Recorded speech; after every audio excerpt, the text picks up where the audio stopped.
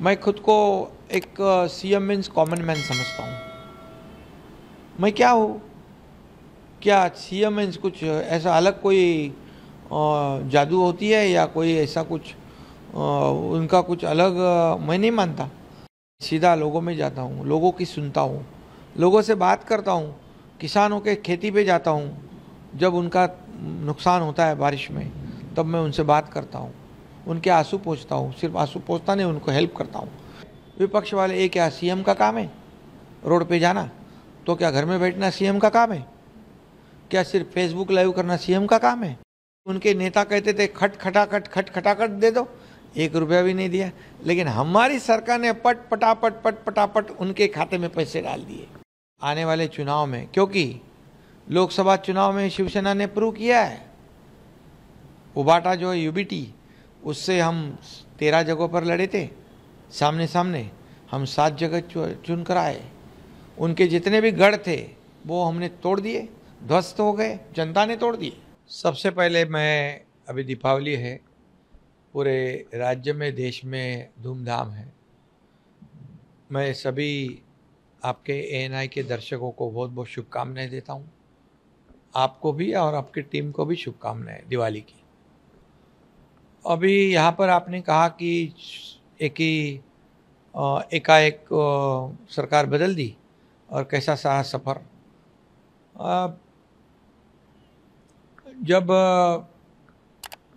राज्य में महाविकास आघाड़ी एमवीए की सरकार थी उसमें भी मैं था, लेकिन जो सरकार बनी थी वो बाला साहब ठाकरे जी के विचारधारा के विरुद्ध बनी थी। शिवसेना भाजपा का गठबंधन था, गठबंधन की सरकार होनी चाहिए थी। हमने हमारे मुखिया को बहुत काफ़ी समझाया, लेकिन उन्होंने मुख्यमंत्री सीएमशिप पाने के लिए कांग्रेसियों के साथ गठबंधन कर दिया, गठजोड़ कर दी, जो बाला साहब ठाकरे जी हमेशा नहीं चाहते थे। वो कहते थे कांग्रेस को दूर रखो, कांग्रेस अगर मेरी पार्टी की नहीं होने दूंगा वरना मैं मेरी दुकान बंद करूंगा। लेकिन निजी स्वार्थ जागरूक होने के बाद मोह माया के जाल में फंस गए और सरकार उन्हीं के साथ बना दी। हम कार्यकर्ता लोग हैं कि पार्टी के आदेश को मानने वाले, अनुशासन को पालने वाले, मानने वाले लोग हैं। और उसमें देखा कि आगे चलकर हालात बदल सकते हैं क्या? क्या फिर हम लोग शिवसेना बीजेपी के गठबंधन की सरकार बना सकते हैं क्या? लेकिन हमारी लाख कोशिशों के बावजूद नहीं हुआ और दुर्भाग्यवश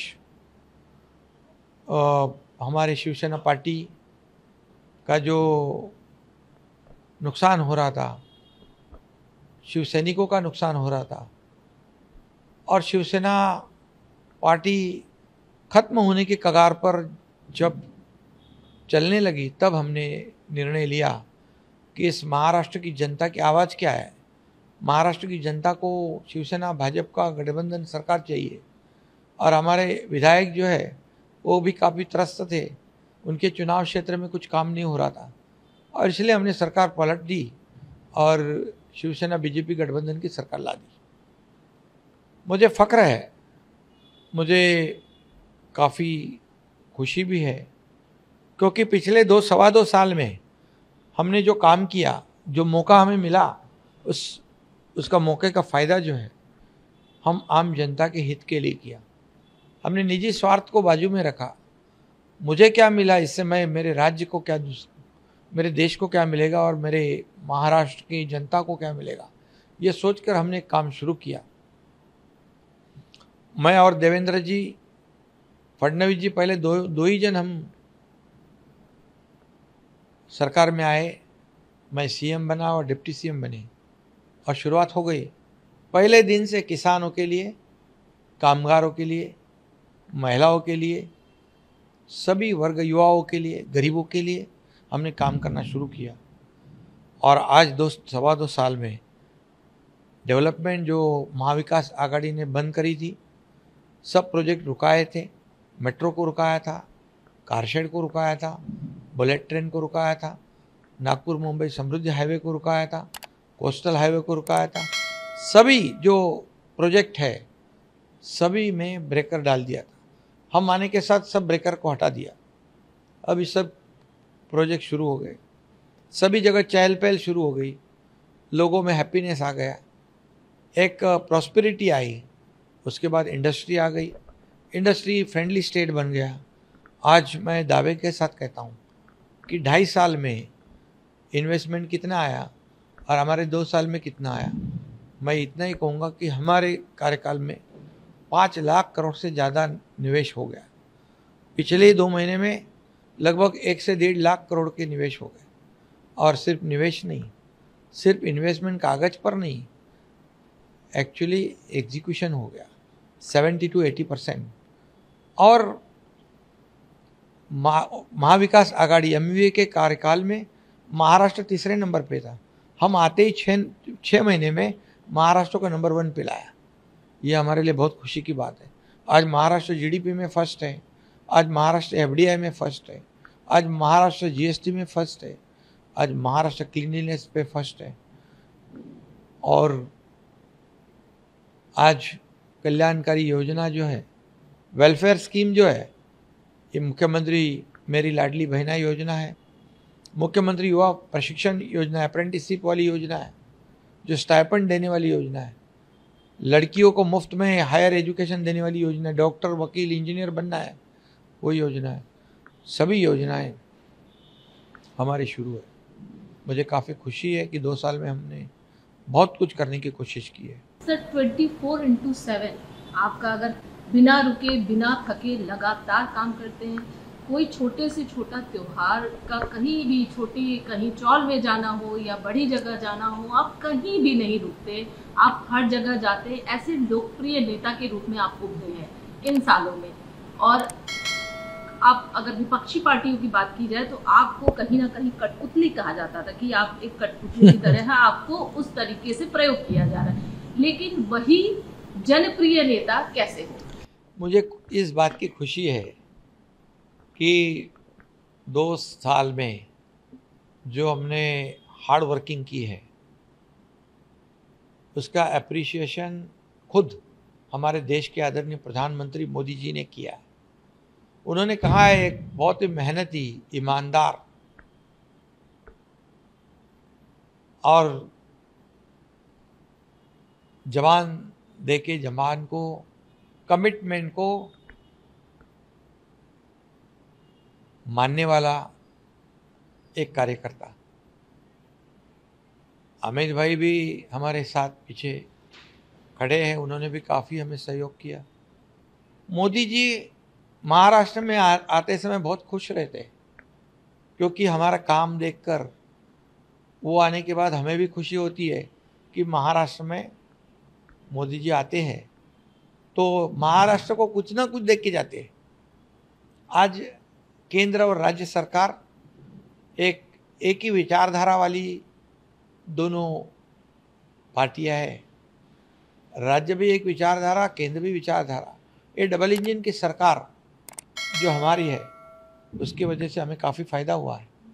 हमारा हर एक प्रस्ताव को वो पारित कर देते हैं, हमें बहुत मार्गदर्शन भी करते हैं और उनके मार्गदर्शन में हमें काम करने का सौभाग्य मिला है।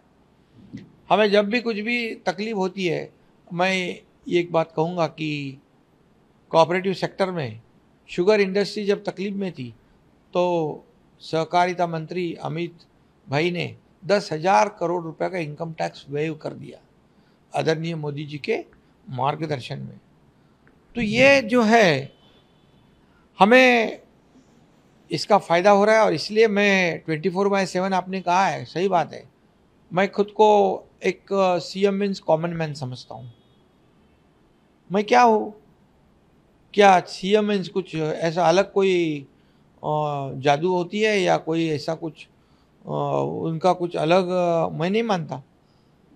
मैं कॉमन मैन खुद को मानता हूँ, इसलिए मेरा प्रोटोकॉल ये वो सब मेरे आड़े नहीं आता। मैं सीधा लोगों में जाता हूँ, लोगों की सुनता हूँ, लोगों से बात करता हूँ, किसानों के खेती पे जाता हूँ, जब उनका नुकसान होता है बारिश में, तब मैं उनसे बात करता हूँ, उनके आंसू पोंछता हूँ। सिर्फ आंसू पोंछता नहीं, उनको हेल्प करता हूँ। किसानों को हमारी सरकार ने हमेशा मदद की है। किसान हमारे सरकार के तिजोरी पर पहला अधिकार जो है हमारे बड़ी राजा किसान का है, ऐसा मैं मानता हूँ। इसलिए हमने नुकसान भरपाई देने में 15,000 करोड़ रुपए 2 साल में दिए। उनकी योजनाओं, अलग अलग योजनाओं, 6,000 रुपया प्रधानमंत्री जी देते, सालाना 6,000 हम देते, 1 रुपये में क्रॉप इंश्योरेंस देते, प्रीमियम हम भरते। अभी हमने उनको 7.5 HP पंप से खेती करने वालों को बिजली का बिल माफ़ कर दिया है। कई योजनाएं, मांगे उसको सोलार, मांगे उसे किसानों को कई योजनाएं। 45,000 करोड़ रुपया हमने किसानों के ऊपर सरकार ने खर्च किए है। ये किसानों की सरकार है और इसलिए हम जाते हैं, जब कोई आपदा आती है तब हम वहाँ पहुँचते, उनको मिलते, उनके सांत्वन करते, उनको मॉरल सपोर्ट देते। तो ये मुख्यमंत्री का काम क्या है? मैं रास्ते पे जाता हूँ, मुंबई के रोड बना रहा हूँ, नालों की सफाई बारिश में जाती है, मैं देखने को जाता हूँ। जहाँ पर आज मैं कोंकण गोवा रोड पे गया, मैं जाने की वजह से, मुख्यमंत्री आने की वजह से पूरी यंत्रणा सिस्टम अलर्ट होती है। लोग कहते हैं विपक्ष वाले, ये क्या सीएम का काम है रोड पे जाना? तो क्या घर में बैठना सीएम का काम है? क्या सिर्फ फेसबुक लाइव करना सीएम का काम है? हम फेस टू फेस काम करने वाले लोग हैं, लोगों से मिलने वाले हैं, हम सुनने वाले हैं। ये हमारी सरकार सुनने वाली सरकार है, बोलने वाली सरकार है, हमारी बहरी सरकार नहीं है, गूंगी सरकार नहीं है। और इसलिए इसका मुझे नाज है कि आज कुछ ही समय में लोग कहने लगे ये अपनी सरकार है। मराठी में सरकार कहते हैं आपलं सरकार लाडकं सरकार। मेरी लाडली बहन योजना फेमस हो गई, सुपर हिट हो गई। तो क्या ये क्या गलत है? क्या लोगों में जाना, लोगों का दुख दर्द सुनना, लोगों से बात करना? मेरे पास हजारों लोग आते हैं। मुख्यमंत्री सहायता योजना, मुख्यमंत्री सीएम जो हमारी स्कीम है,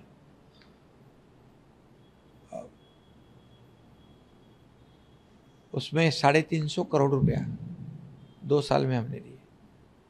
पिछले सरकार ने सिर्फ 2 करोड़। क्या ये पैसे किसके हैं? ये लोगों के पैसे हैं। लोगों की जान बचाने के लिए इसको खर्च करना चाहिए।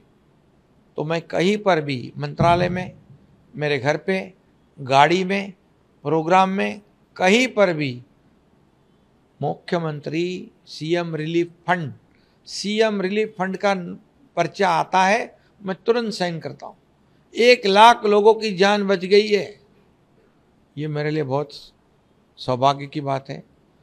मैं बहुत ही समाधानी हूँ।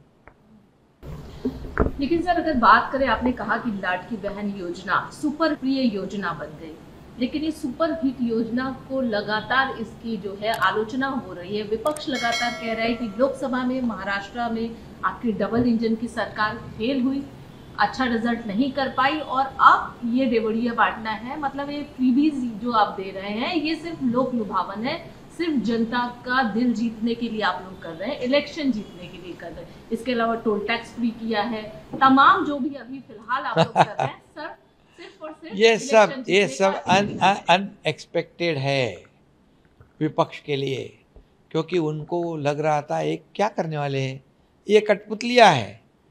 उनको ये नहीं पता था कि इतनी बड़ी जोरों से ये स्कीम चलाएंगे, डेवलपमेंट को आगे बढ़ाएंगे, इंडस्ट्री इनके ऊपर भरोसा करेगी, क्योंकि हमारी सरकार लोगों के लिए काम करती है और पिछली सरकार खुद के लिए काम करती थी, खुद की प्रॉपर्टियां बनाने के लिए, खुद का स्वार्थ के लिए। हमारी सरकार लोगों के लिए काम करती है, क्योंकि जैसे कांग्रेस महाविकास आघाड़ी कर्नाटक में बोली हम ये करेंगे वो करेंगे, सरकार आने के बाद बोलती पैसे नहीं है। हिमाचल में योजना बंद कर दी, राजस्थान में बोले किसानों की कर्ज माफ़ करेंगे, 300 किसानों ने आत्महत्या कर ली। कोई उनके नेता कहते थे खट दे दो, 1 रुपया भी नहीं दिया। लेकिन हमारी सरकार ने पट पटापट उनके खाते में पैसे डाल दिए। लाडली बहन योजना के पैसे कोड ऑफ कंडक्ट में नहीं अटकने चाहिए। इसलिए अक्टूबर के पैसे, नवंबर के पैसे भी हमने अक्टूबर में दे दिए।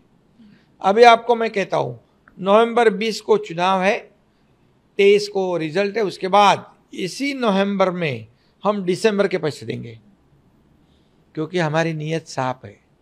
हम देने वाले हैं, लेने वाले नहीं। आज किसी ने कहा ऐसे थोड़ी पैसे बांटते, क्या ये क्या हमारी पिताजी की प्रॉपर्टी है क्या? ये पैसे क्या हमारे हैं? ये जनता के पैसे है, ये जनता को ही देने चाहिए। पूछो वो मेरी लाडली बहना को क्या गरीबी है उनकी, ये 1,500 महीने के उनके कितने मददगार हो रहे हैं। मैं भी एक गरीब परिवार से, मैं किसान परिवार से हूँ, मैं किसान का बेटा हूँ, मैं गरीब परिवार से आया हूँ। गरीबी मैंने देखी है। मेरी माँ कैसे घर चलाती थी, कैसे फीस भरती थी, कैसे दूध के पैसे बिल भरते, कैसे राशन, कैसे क्या, ये सब चलाते वक्त तो मैंने देखा है। मेरी पत्नी मेरा कैसे घर चलाती थी। तब मैंने सोचा था जब मेरे पास अधिकार आएंगे तो मैं जरूर मेरे लाडले बहनाओं के लिए, माताओं के लिए, मेरे लाडले किसानों के लिए, मेरे लाडले बहन भाइयों के लिए, मेरे लाडले बुजुर्ग के लिए कुछ ना कुछ अवश्य करूँगा।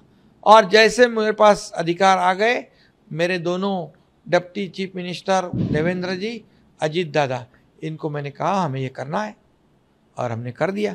ये विपक्ष को हजम नहीं हुआ है, उनके पैरों तले जमीन खिसक गई है, उनके सीने में धड़की भरी है। अब क्या होगा? अब हम हारने वाले। तो बोल लगे इसको बदनाम करने, या क्या 1500 रुपया क्या होता है, 1,500 रुपया क्या होता है, ये 1,500 क्या है, इतने से पैसे से क्या होता है, फिर ये क्या रिश्वत है क्या, ये बिकट ले रहे क्या? अरे आप बोल रहे हमारे पास पैसे नहीं है गवर्नमेंट के पास, तो आप कहां से दोगे? ये जो है, ये विरोध करने वाले लोग कोर्ट में गए, कोर्ट ने उनको फटकारा है। फिर अभी नागपुर के कोर्ट में गए, कांग्रेस वाले गए, महाविकास आघाड़ी के लोग गए, मुंबई हाईकोर्ट में मुंबई में गए थे। हमारी लाडली बहना, आपके चैनल से मैं कहता हूँ, लाडली बहना इनको माफ नहीं करेगी। ये रोड़े डालने वालों को जरूर, वो मराठी में जोड़े कहते हैं, मतलब जूते दिखाएंगे। और निश्चित रूप से आपको बताऊंगा मैं कि ये जो सौतेले भाई जो है, ये इनसे बहुत सजग है वो लोग। और आने वाले चुनाव में मेरी लाडली बहना जो है, मैंने कहा है कि हम सिर्फ 1500 रुपये तक सीमित नहीं रहेंगे, आशीर्वाद मिले तो हम बढ़ाएंगे और बढ़ाएंगे। मेरी बहनाओं को लखपति बनाने का हमारा सपना है। ये देने वाली सरकार है, ये मेरा चैलेंज है और हम करके दिखाएंगे। लेकिन खटखटाखट वादे करने वाले अब खुद उनके अध्यक्ष है, यानी कि कांग्रेस की जो उनकी अली पार्टी है, कांग्रेस के अध्यक्ष अब ये कह रहे हैं, अपने कार्यकर्ताओं को उन्होंने हिदायत दी, अपने लीडर्स को कहा है कि कर्नाटका में फाइनेंशियल क्राइसिस की स्थिति उत्पन्न हो गई है, इतनी योजनाओं का ऐलान किया जो कि पूरा नहीं हो पा रहा है। महाराष्ट्र में ऐसे कोई भी वादे नहीं करना कि जो पूरा नहीं हो पाए। अब खुद वो सामने से आके ये बात है। सही बात है, क्योंकि देने की उनकी नीयत नहीं है, देने का कभी उनको पता नहीं, उनको लेने का पता है कांग्रेस को। और उनको ये मालूम है, एक बार राजीव गांधी जी ने कहा था केंद्र 1 रुपया देता है तो जो एंड यूज़र है जो उसको 15 पैसे मिलते हैं। मतलब करप्शन कितना, 85%। हमारे मोदी जी 1 रुपया भेजते तो पूरा 1 रुपया बंदा हमारे डीबीटी में जाता है। तो उन्होंने देना सीखा नहीं है। और दूसरी बात, हमने पूरा आरबीआई, केंद्र सरकार सबकी गाइडलाइन फॉलो की है। हमने जीडीपी के 25% लोन उठा सकते हैं, हमारा लोन 17.5 है। हम एफआरबीएम के 3% से अंदर है। हर गाइडलाइन को हम फॉलो करते हैं, कोई वायलेशन हमने नहीं किया है। इसलिए हम पूरे साल का बजट इनके लिए रखा है, इसलिए ये योजना बंद नहीं होगी। मैं कहता हूँ कोई भी माई का लाल आवे, ये मुख्यमंत्री लाडली बहन योजना बंद करेगा नहीं, बंद होगी नहीं, हम बंद होने नहीं देंगे। अभी क्या बोलते हैं, जितनी योजना की उसकी इंक्वायरी करेंगे, ये बंद करेंगे, चौकसी करेंगे, और जिन्होंने जो दोषी पाए उनको जेल में डालेंगे। मतलब हमने शुरू किया, हमारे को जेल में डालेंगे, सबको जेल में डालेंगे। क्या उनको इसका मतलब है ये लाडली बहना के वजह से बहुत वो उनको हजम नहीं हुआ है, वो तितर बितर हो गए। और इसलिए हमारी लाडली बहना इस चुनाव में उनको घर में बिठाएगी।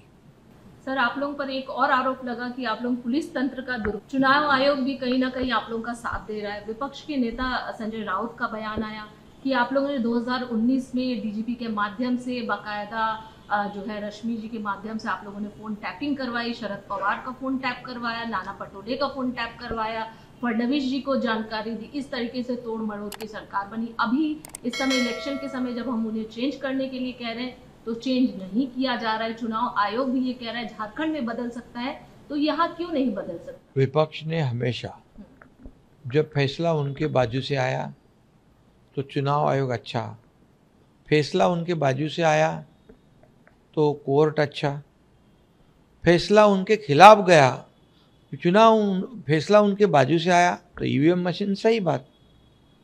जब वो जीतते हैं तो बोले ईवीएम मशीन बराबर है, जब हारते बोले ईवीएम मशीन खराब है, चुनाव आयोग खराब है। न्यायालय के ऊपर भी आरोप लगाते हैं, उनको भी मार्गदर्शन करते। और अभी तो वोटर लिस्ट पे भी उन्होंने कुछ तो आक्षेप लिया है। जब उनको उनके बाजू से आता है फैसला तो वो यंत्रणा अच्छी, जब उनके खिलाफ जाता है तो वो यंत्रणा झूठी। ये आरोप लगाने की बात है। जब उनको हार दिखती है, उनको पता चलता है हारने वाले हैं, तो बहाना तो चाहिए, वो बहाना पहले से बनाते हैं। सर, महायुति में अगर सीट शेयरिंग की बात करें तो कई नेता जो है उनको मनाने के लिए आप लोगों का क्या प्रयास चल रहा है? मीटिंग भी लगातार आप लोग कर रहे हैं, किस तरीके का प्रयास चल रहा है, कैसे? महायुति में देखिए, ये चुनाव जब होते हैं तो हर पार्टी के कार्यकर्ता को लगता है कि उम्मीदवारी मिलनी चाहिए। ये कोई गलत बात नहीं है, गैर बात नहीं है। कार्यकर्ता काम करता है, जरूर उसको लगता है, लेकिन जब हमारी पार्टी महायुति निर्णय लेती है तब हमारे कार्यकर्ता कोई भी बगावत नहीं करता है और वो सहयोग करता है। इसलिए महायुति में कोई अनबन नहीं है। जो 2-4 जगह पर आगे पीछे वो भी सलट जाएगा। महायुति पूरी मजबूती से ये चुनाव को सामने जा रही है, काम के बलबूते पर। 2 साल का काम हमारा, 2.25 साल का, 2.5 साल का उनका। चलो, रिपोर्ट कार्ड देने वाली हमारी सरकार है। रिपोर्ट कार्ड देने वाला भी हिम्मतबाज होता है, हिम्मत लगती है, काम किया होना चाहिए तब रिपोर्ट कार्ड बनता है। मैं कहता हूँ दावे के साथ, उन्होंने कहना चाहिए 2.5 साल में हमने ये काम किया। हम कहते हैं 2-2.25 साल में हमने ये काम किया। होने तो दूध का दूध, पानी का पानी।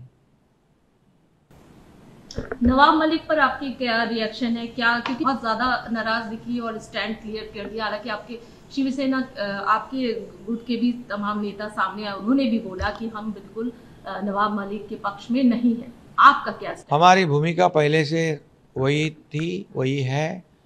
हमारा तो कैंडिडेट भी खड़ा है उधर। तो आप लोगों की क्लियर है स्टैंड? क्लियर पहले जो था वो आज भी है, क्योंकि हम बाला साहब ठाकरे जी के विचारधारा वाले हैं, आनंद दिघे जी की विचारधारा वाले हैं। हम हमारा स्टैंड नहीं बदलते। आपको लगता है अजीत पवार इसमें पीछे स्टेप ले लेंगे? क्योंकि उन्होंने खुद कहा है आज कि 4 तारीख को पिक्चर जो है वो क्लियर। ठीक है ना, 4 तारीख को देखते हैं। अजीत पवार हमारे साथी है, सहयोगी है। हम सहयोग से काम करते हैं, एक दूसरे की मदद से। सर, आपकी एक नेत्री शाइना जी हैं जो कि मुंबा देवी से कंटेस्ट कर रही हैं, उनके ऊपर जिस तरीके से अपशब्द का प्रयोग किया यूबीटी के लीडर ने, उस पर आपकी क्या प्रतिक्रिया है, क्या कहेंगे? बहुत ही दुर्भाग्यपूर्ण बात है। एक बहन के बारे में ऐसी बातें करना, ये बहुत ही निंदाजनक है। इसकी कितनी निंदा करें उतनी कम है। बाला साहब ठाकरे जी के विचार वाले कहते हैं, और विचार कैसे देखो, बाला साहब ठाकरे जी अभी रहते तो सही में मुंह तोड़ देते। मैं इतना ही कहूँगा, इनकी फितरत ही है ऐसी। हम गुवाहाटी में तब भी ऐसे ही उन्होंने बदनाम किया था हमारे महिलाओं को, हमारे बहनों को। अभी सारी बहनें ये आने वाले चुनाव में ऐसे जो बहनों का अपमान करने वाले लोग हैं उनको सबक सिखाएंगे, जरूर सबक सिखाएंगे। महाराष्ट्र की कुछ सीटें बहुत ही महत्वपूर्ण हैं जिसमें कि सारे कद्दावर नेता हैं। आपकी नज़र है बारामती पे पवार वर्सेस पवार की सामने की फाइट है, वर्ली सीट से सेना वर्सेस सेना की फाइट है। आप पूरे इसको कैसे देखते हैं? देखिए, चुनाव तो चुनाव के जैसा लड़ा जाता है, फाइट तो होती है। हम किसी को कमज़ोर नहीं समझते। हमारी जनता जो है वो तय करती है किसको जिताना किसको हराना। इसलिए चुनाव चुनाव की तरह हम लड़ते हैं, कोई भी चुनाव हो, और हम काम के बलबूते पे लोगों के सामने जाते हैं। डेवलपमेंट का एजेंडा हमारा है, डेवलपमेंट के एजेंडे पर हम काम करते हैं। हम चुनाव में सामने जा रहे हैं, हम फेक नैरेटिव नहीं फैलाते। ये कांग्रेस महाविकास आघाड़ी ने लोकसभा में फेक नैरेटिव फैलाया, संविधान बदलेंगे, बाबा साहेब अम्बेडकर जी का संविधान बदलेंगे, रिजर्वेशन खत्म करेंगे, ये करेंगे वो करेंगे, डराया धमकाया। लेकिन अभी महाराष्ट्र की जनता बहुत समझदार हो चुकी है, सजग हुई है, और आने वाले चुनाव में काम करने वाले लोगों के साथ खड़ी रहेगी, योजना देने वाले के साथ खड़ी रहेगी, घर में बैठने वालों के साथ नहीं, उनका साथ नहीं देगी। सर, राज ठाकरे आपके बहुत ही अच्छे मित्र रहे हैं, टिप्पणियां की जा रही है। उनके पुत्र हालांकि कंटेस्ट कर रहे हैं अमित ठाकरे, तो इसलिए लगातार टिप्पणियां हो रही है कि वो डरे हुए थे। पहले तो वही इंसान थे जो अमित शाह और मोदी को यहाँ पर आने से रोकते थे। आज उनका मुंह बंद हो गया है, आज वो कुछ नहीं बोल पाते हैं। उनके बेटे पर भी बहुत सारी फप्तियां कसी जा रही है, टिप्पणियां हो रही है। आप कैसे देखते हैं? देखिए, वो लोकसभा में हमारे साथ थे, मेरी उनकी बातचीत भी हुई थी कि क्या आपका क्या रणनीति है। तो कहे शिवसेना बीजेपी एनसीपी का होने दो, उसके बाद हम बात करते हैं। लेकिन उन्होंने तो डायरेक्ट कैंडिडेट खड़े कर दिए। अभी हमारा भी वहाँ पर जो 2-3 बार से विधायक है, हमारा पुराना कार्यकर्ता है, वो विधायक है वहाँ पर, उससे भी मैंने बातचीत की। उनके कार्यकर्ता इतने बहुत ही एग्रेसिव है चुनाव लड़ने में, तो कार्यकर्ताओं को भी ध्यान रखना चाहिए हमें। कार्यकर्ताओं का भी मनोबल टूटना नहीं चाहिए, यह भी नेता का काम होता है। और निश्चित रूप से आज की तारीख में हमारा शिवसेना, भारतीय जनता पार्टी और एनसीपी अजित पवार, इनका गठबंधन है। हम उसी गठबंधन के तहत हम चुनाव लड़ रहे। हमारे साथ हमारे आरपीआई के आठवले जी है, जन सुराज है, और हम चुनाव लड़ रहे हैं। चुनाव हम लड़ेंगे, जीतेंगे, बहुमत पाएंगे पूरी तरह। तो सवाल ये उठे कि जब एक नेता सुरक्षित नहीं है तो आम जनता कैसे सुरक्षित होगा?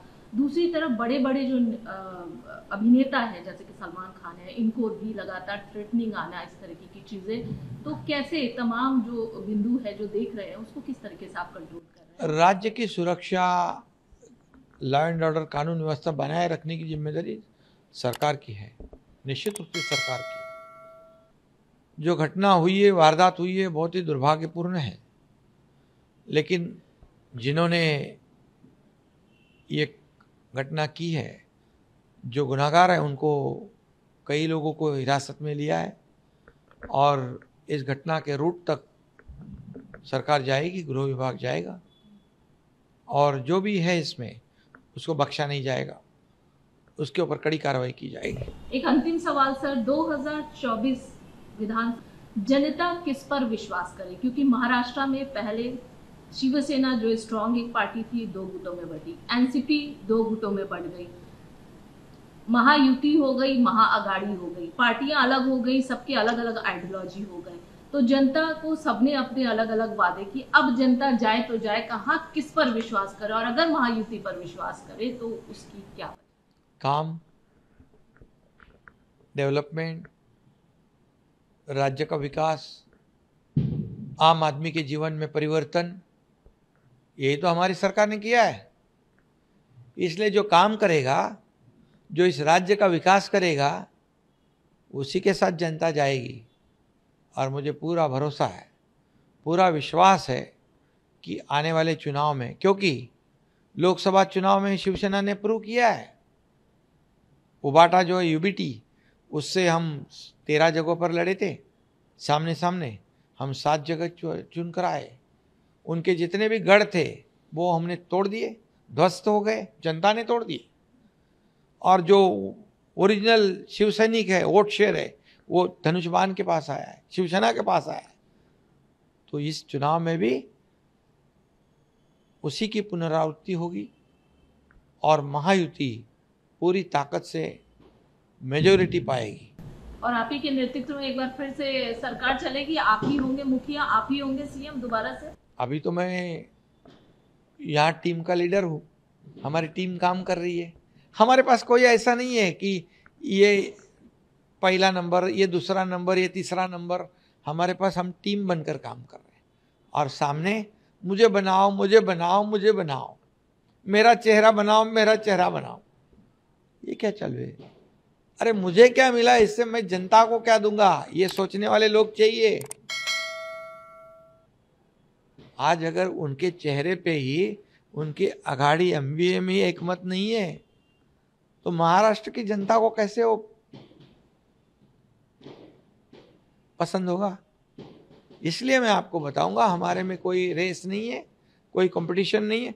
हमारा टारगेट है, हमारा लक्ष्य है महायुति की सरकार लाना, महायुति मेजोरिटी से लाना और राज्य का विकास करना, आम जनता को उनके जीवन में बदलाव लाना। लेकिन मुखिया का फेस तो एक ही होगा ना? हम 3 लोग हैं ना, टीम है हमारी, टीम वर्क है।